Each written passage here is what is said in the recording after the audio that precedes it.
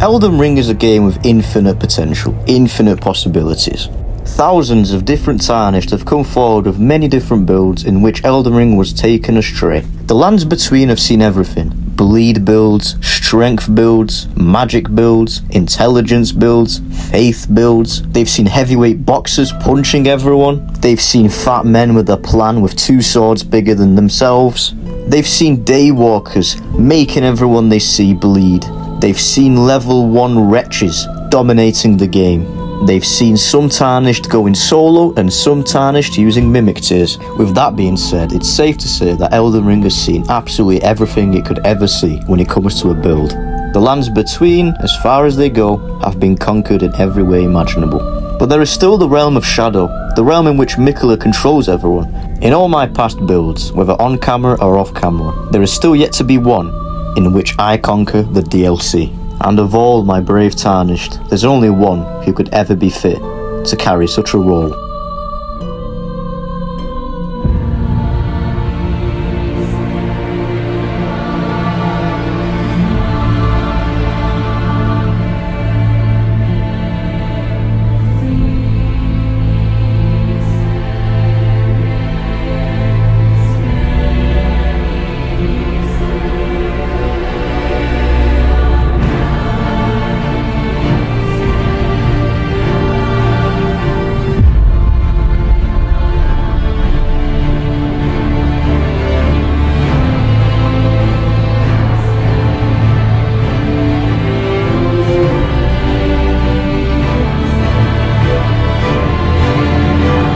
Ladies and gentlemen, welcome to yet another Elden Ring video. In today's video, we are finally delving into the Shadow Realm, and we are using the only one who is ever powerful enough to take it on. Before we do get into it, please do subscribe and leave a like on this video. It would mean the world to me. The last video kind of flopped, I'm not gonna lie, and that kind of hurt my heart. So you guys will make up for it with this video, won't you? Won't you? Anyway, we touch the femboy arm and get teleported to the realm of Shadow.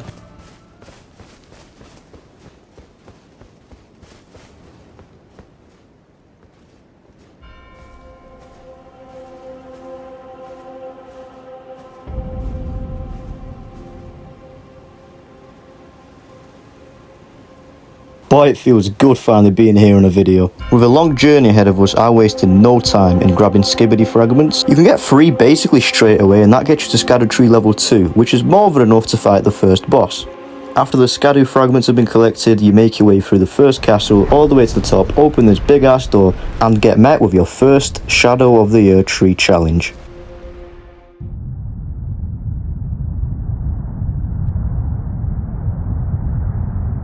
O horn-decked beast from higher sphere delivered, take root inside the tower's sculpted keepers, and perched within, we beg of thee, rise.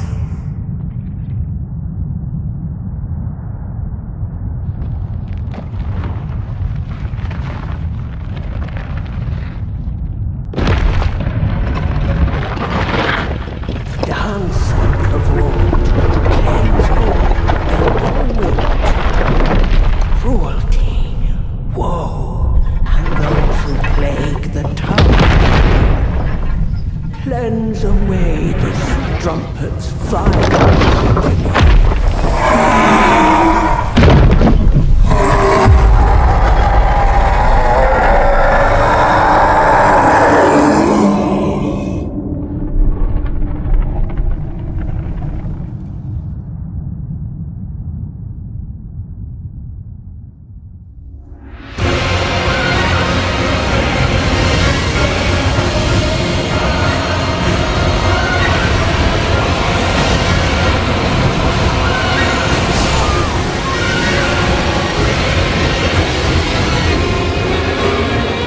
The dancing lion is the first boss of the Shadow of the ERDTREE DLC, and although it's not very hard, the camera is the real fucking enemy in this fight. The dancing lion also basically has 3 phases, so it's a very interesting fight for those people who are very new to the game who just found their way in the DLC somehow. I got absolutely emmed in my first attempt. After that, I just remembered how I beat in the last time, and I'm pretty much locked in. Also doing this, I reminded myself how good the Moon Veil actually still is.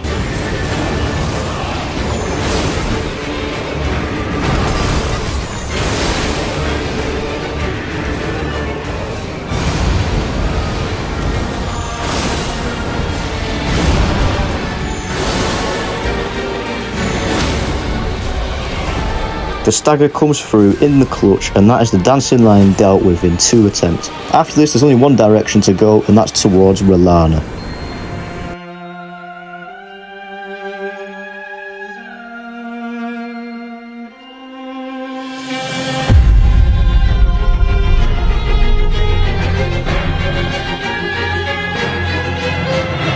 Rolana the Dancing Twin Moon Knight is one of my favourite bosses in this DLC. The reason she's one of my favourites is because it's such a balanced fight.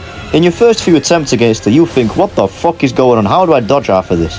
But then once you keep fighting, you realise that her moves are actually very easily dodgeable and very easily punishable. The music is peak and all the moveset is just very nice, it's very fun, and when she pulls out the blue sword with the fire sword, shit gets peak. And although her moves are very fast and you can easily fuck up, I really enjoy this fight every time I play the DLC. Definitely, I think, my second favourite fight in this DLC.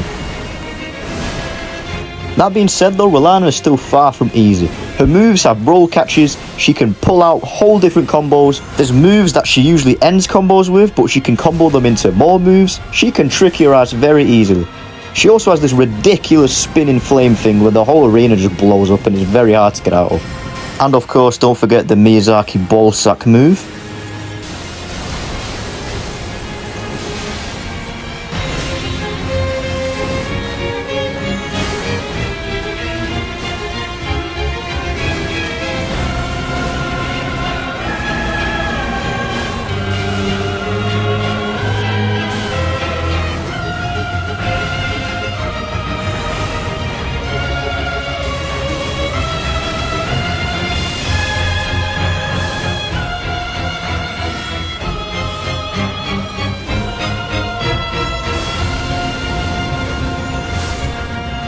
Rolana officially dealt with. I feel like prime Muhammad Ali during that fight. It feels so satisfying dodging all those moves. After her, we're going to take this path all the way around because we're going to collect some skibidi fragments and a very good armor set. Forgive me for the lack of artistic creativity, I don't really care enough to make a whole fucking guide on the whole map. But anyway, yeah, just follow that map, make your way all the way around the back of the Shadow Keep to the Church District.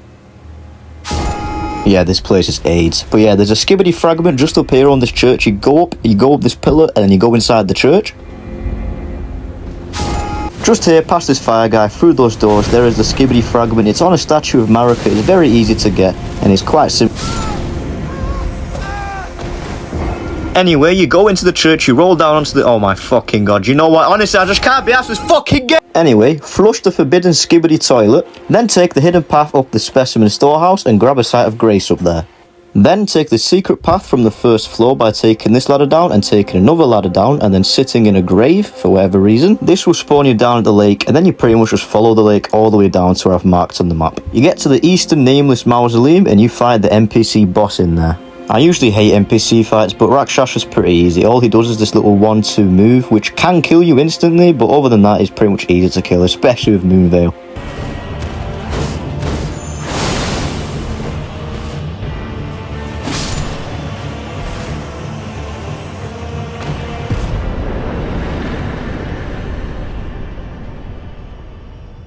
Boom, Rakshas's armor. You do more damage, but you take more damage. This is basically the armor version of the Radagon Sword Seal. Damn, boy, he's thick! Boy, that's a thick-ass boy! Damn!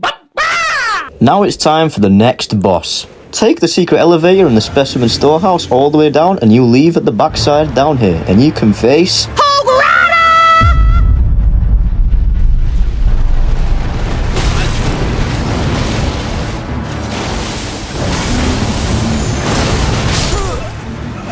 Yep, we're facing Commander Gaius, the Hog Rider. However, I absolutely fucking hate this boss, and ever since the first time I beat him, I told myself I'm never going to fight him again. So, I have a little trick up my sleeve, watch this. We're going to go back to Renala and respec into these specific stats. After this, just watch what I do to Commander Gaius. When he charges us at the start, we're going to lead him into this corner, absolutely bait him, jump back around the wall, and now watch this.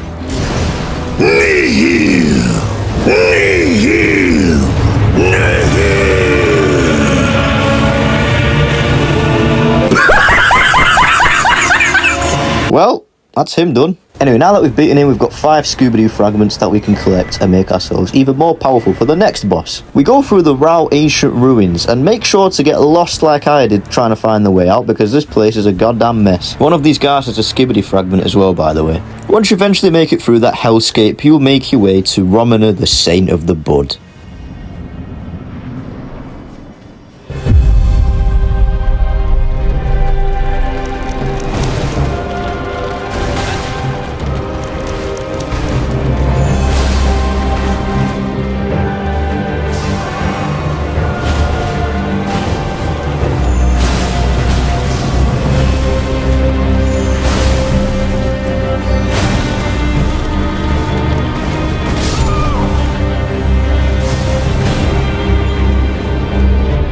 Romana is a necessary boss later in the game, but I decided to do it now to save myself some more time after beating Mesmer. She's a very easy boss, I'm not going to lie to you. Even the first time I played, I think it took me like 5 attempts. Her moves are super predictable, and other than the Scarlet Rot, she doesn't really bring out anything that can kill you.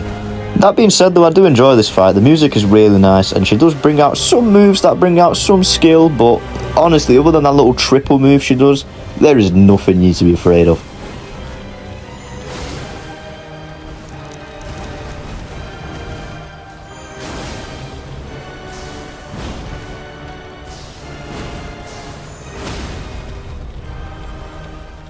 Honestly, the Moon Veil still has a hell of a legacy to its name. Holy shit. That's her dealt with, and to finish the DLC, there's now only 2 bosses left, but I'm going to go out of my way to do one extra little side boss because I absolutely fucking love it. Head south of the map and you'll eventually go to the Abyssal Woods. I didn't record this part because I was too busy running for my fucking life down there. You'll eventually get to a castle, and inside there's a few little puzzles, few little mazes, but you'll eventually make your way all the way through to the end. Since the DLC's been out for quite a little while now, I'm sure you guys all know who's coming next.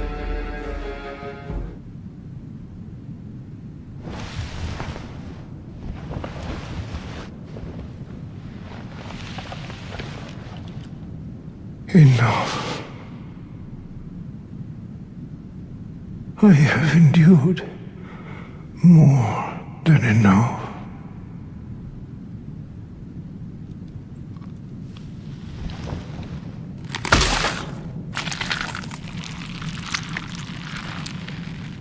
I ask you forgive me, dearest Nanaya.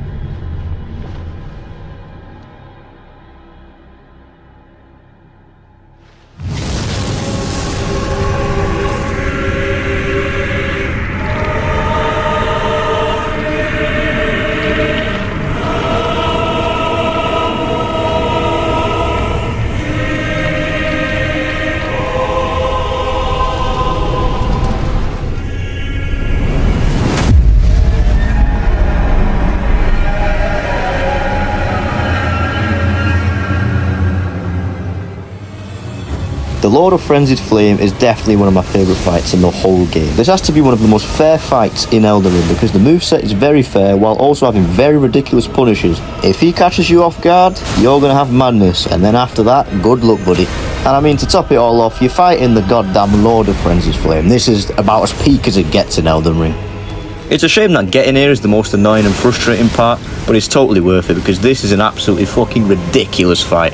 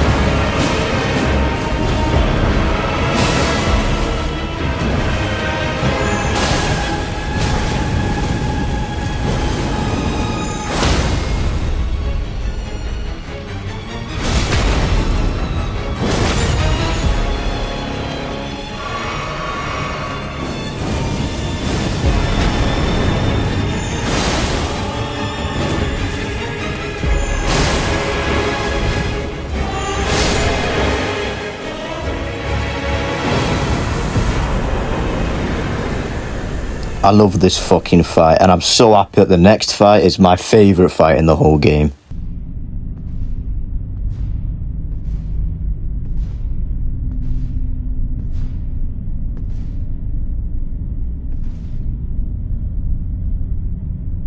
Mongrel intruder.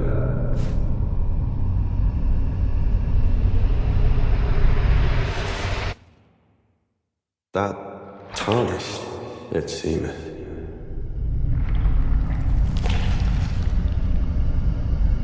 Mother, wouldst thou truly lordship sanction in one so bereft of light?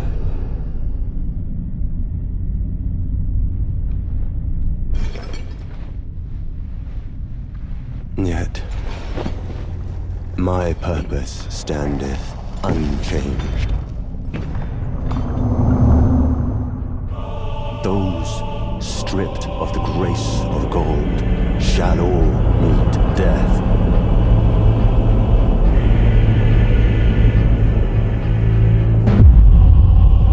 In the embrace of Mesmer's flame.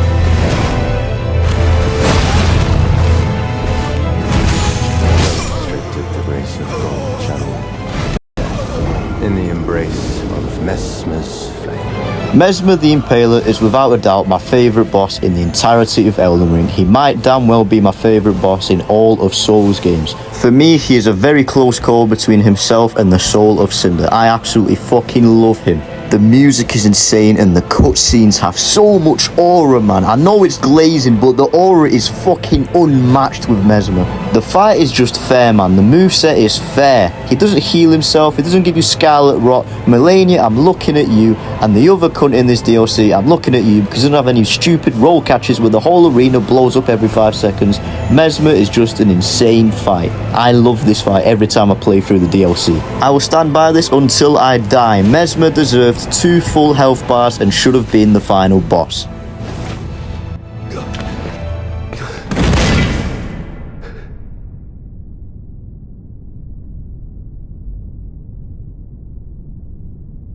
I will not suffer. A lord devoid of light.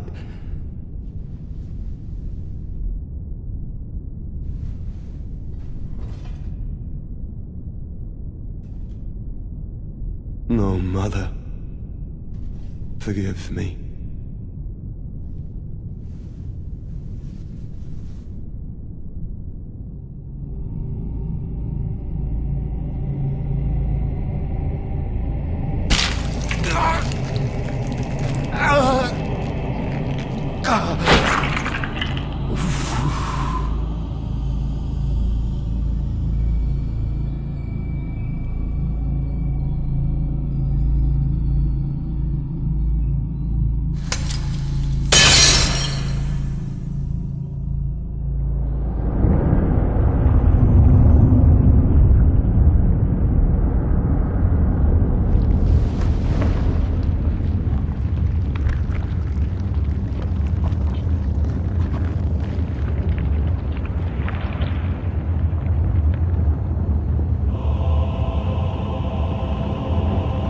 Soon tarnished.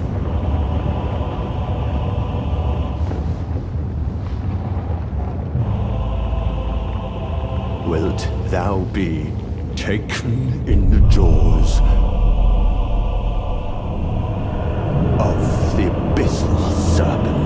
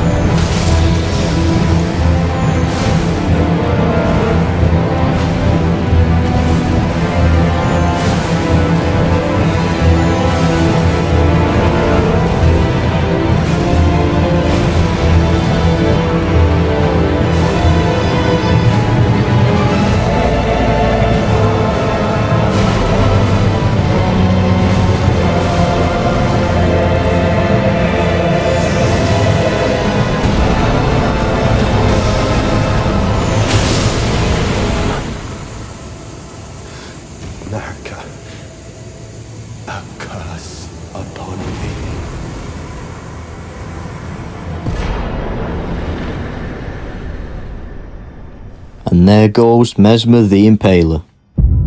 We're approaching the end of the Elden Ring DLC. As a matter of fact, it's the end of Elden Ring. Since Miyazaki confirmed there won't be another DLC or anything added to the game, this really will be the final part of Elden Ring. So, in honor of one of the greatest games ever made, let's finish this.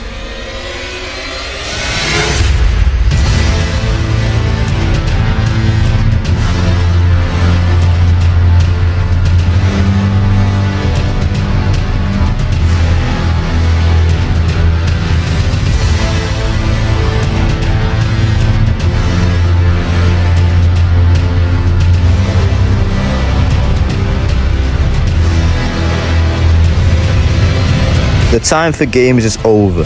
We've burned down the Shadow Tree and it's time to climb up the Holy Castle one last time to face the final boss of the Elden Ring DLC. In this video I've taken down the best bosses that the DLC has to offer, but the hardest still remains and he's going to come up very soon. After the admittedly very annoying path all the way to the top, we get closer and closer to promised consort Radahn. The last time I fought him, I basically just used someone else to beat him because I was that terrified of him. But what I love about Souls games is the more you try, the more you succeed.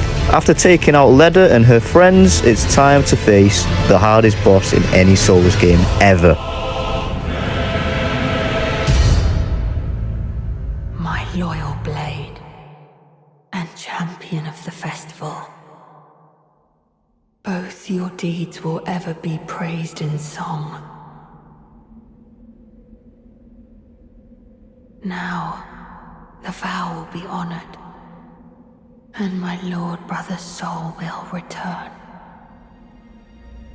so that he may be my consort.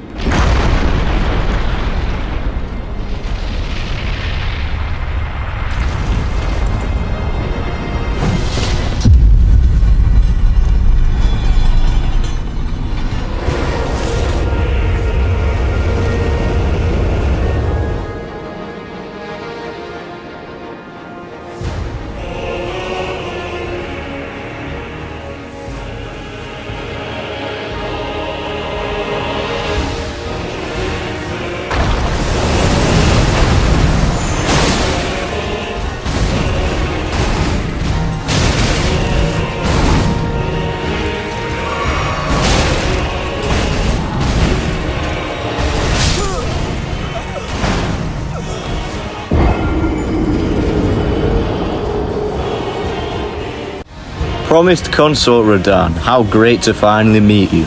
When I beat him on stream with Bing chilling, I used other people. I summoned others because I was terrified of this man. The phase 1 I can always deal with, I never complain about the phase 1. It's when Mikola the femboy decides to ride his brother, that is when big problems arise. Arena goes big boom, everything catches you, he starts teleporting, he starts duplicating every single bullshit move in the book he starts doing. But this is Sir Raymond III, the most legendary of my characters, the man who was born on stream, the man who defeated everyone who came in his path, the man who conquered my fear of Malakath, and the man who will very, very soon conquer my fear of General Radahn. That being said though, this fight was still far from easy, and since this is pre-patch consort Radahn, a lot of his moves were still very, very OP and not the same moves that they are today. But this still took me 3 nights of meticulously trying to beat consort Radahn, and in the end, he finally fell to Sir Raymond III. I'm gonna step away and let this absolute cinema play out for you guys. Enjoy.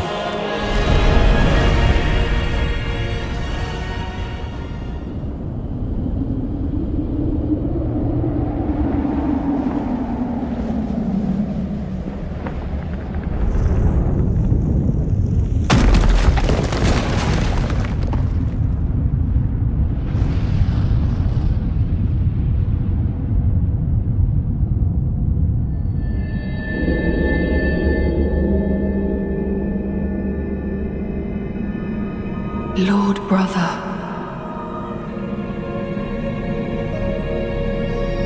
at long last you are returned.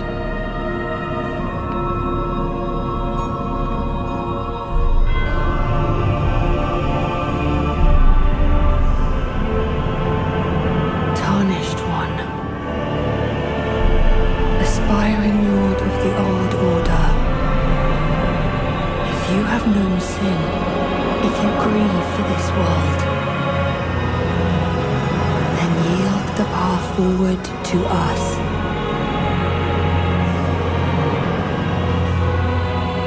To I, Nicola,